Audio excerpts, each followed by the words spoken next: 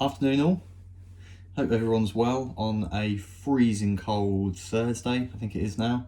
So today's video, just in keeping with keeping you guys updated with one video per week, I'm going to run through what sold last week for me. So this is going to be covering from the dates of the 30th of December to the 5th of January. And before I get started, if you're interested in following the journey and you do like these kind of videos and you get any gain from them at all, if you learn anything like that, then please subscribe and please do like and leave a comment how your week last week was for sales. It really helps me out. So not a massive week for sales last week. With it being the Christmas period, it usually drops off. So towards the back end of the year, it really drops off, and early Jan you usually see quite a big drop off as well. The chart's still going like that, which is good, but it's not as busy as what I'd like it to be. But the most important thing when it is not very busy is to make sure that you keep listing and just keep building your store.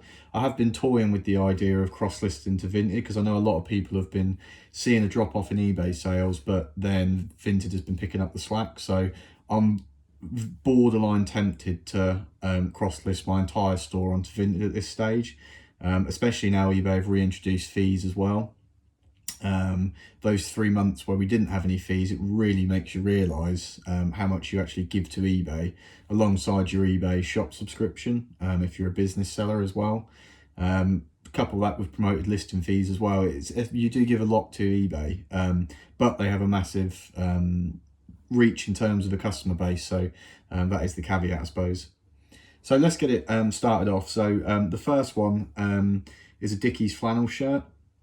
This one did have some defects to it. I think it had a hole or a couple of marks, something like that. To give you an idea with these flannel shackets, my cost of goods on these is around about £2, including VAT and delivery. They do sell well, but they're not a fast seller. The sell-through rate on them, I think, is about 30%. So I bought them because they were cheap, expecting them to sell not very frequently, but sell every now and again.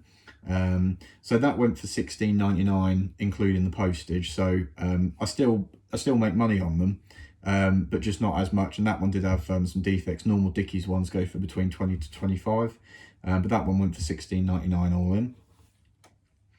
The next one was a pair of Wrangler sort of workwear trousers. My cost of goods on these is just under £5. I think it's about £4.60.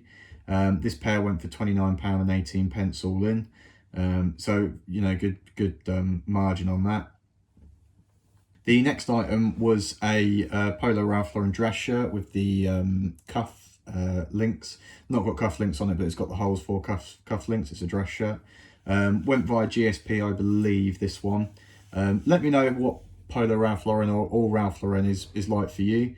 For me personally, I don't understand people that pay a high cost of goods for it, because it is arguably the most saturated brand within eBay. There's so much of it that it's unbelievable. So it doesn't sell fast unless it's a quirky one or an older one. Some stuff sells fast, but your normal Polo Ralph Lauren shirts don't really tend to sell. They don't have a very good sell-through rate, essentially.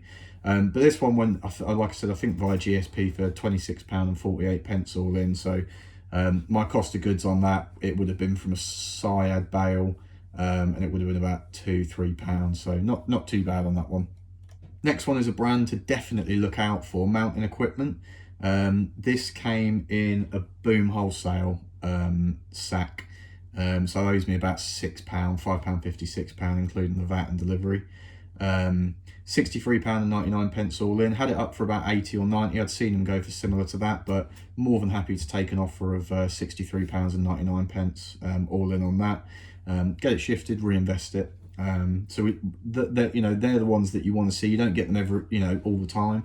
A lot of stuff from the Boom Wholesale sacks is your everyday run-of-the-mill stuff. There's usually a few quirky items in there. We have got a couple more of them on the way, actually. One should be due quite soon. It was ordered in November, I think. So we'll do an unboxing of that and let you know how that compares to previous ones we've had. But yeah, Mountain Equipment, look out for it. If any of you source in charity shops and car boots, it's one that you'll run into every now and again, and you might stumble past it thinking it's Mountain Warehouse. But if it's Mountain Equipment, Polartec, anything like that, then it will always command a good return. So just keep a lookout for it. Next one was a brand that I bought probably about a year ago called Cardo. It's a handcrafted shirt in India. So there's not a lot listed, but the sell-through rate's not half bad. Now, we had this listed, like I said, for about a year, for give or take 50 or 60 pounds. They do go for that. I have seen them on there as sold. We got an offer of £41.46 all in. More than happy to take it. Owes me about £3. Sat on the store for a year, take the offer, reinvest it, get fresh stock. So happy to see that one go, actually. And lastly was a Brooks Brothers shirt. Again, this would owe me about £3 or £4 from Syed Bale years ago. 18.99 all in. So made a little bit of money on it. Brooks Brothers, depending on what it is, does go for, it's really hit and miss. It sells frequently in America, so you'll more than likely always sell it via GSP. This one, funnily enough, went to Britain, which makes me wonder why it went for a little bit lower than normal, because it's not a recognised brand in England, not really anyway, but it is a top brand. I mean, the quality of the shirts that they make, and I know they do other bits and bobs as well, is really, really great. So yeah, 18.99 all in on that one. So total of 6 items sold for last week, average sale price of £33. Total sales £197.98, so not a huge week at all. And now we've got the fees back in play. That's going to be a little bit less. My selling costs were around about £81, but that's postage labels as well as promoted listing fees as well. So we netted £116. Like I said, 6 sold, so if you take an average cost of goods of £5, take 30 off 116, we made around about sort of £85, which is not where we want to be. That's clear profit after cost of goods and fees and postage and things like that. So that is a true number, but we want to see that a lot higher. We're still listing 4 a day at the moment, looking to increase that to 5 a day. Just going to get January out of the way really first, just to wait for sales to start to pick up again. And like I said, I'm really flirting with the idea of cross-listing all my items onto Vinted, because I know for a fact that will obviously, more eyes on your items, it's going to increase sales. So let me know if you think it's a worthwhile thing to do. I know there's some caveats to Vinted in terms of having to wait for payouts. Their customer service, I've been told, is pretty much non-existent.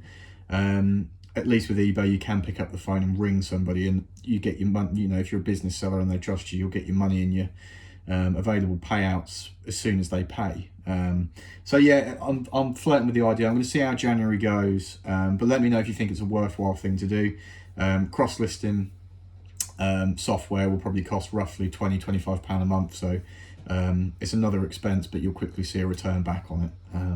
So yeah, if you enjoyed, please leave a like, please comment, please subscribe, and let me know how your week was last week. And once we get these boom sacks coming in, I'll be sure to do an unboxing on them. Have a great day.